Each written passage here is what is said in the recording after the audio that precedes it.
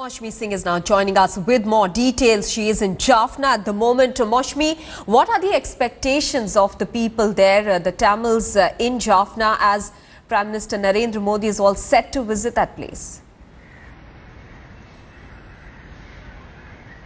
A very good morning to you, Maha. It is indeed a very historic visit and a historic day for Sri Lanka as well as India, as the Indian Prime Minister comes to visit Jaffna. He'll be the first Indian Prime Minister to come. But Maha, I'd like to show you the visuals. I'd like my camera person Alok Bhatnagar to pan and show you the scenic beauty. Jaffna was almost synonymous with the war, but now it's slowly picking up the pieces after the civil war, and you can see colorful shrines, holy springs, and a sunny coast spotted with islands. Jaffna has a beautiful peninsula which has lot of islands and sparkling water, lagoons, springs. So it is actually now trying to attract tourists and getting its act together, rising against the ashes. But more importantly, this is a Hindu bastion of Sri Lanka.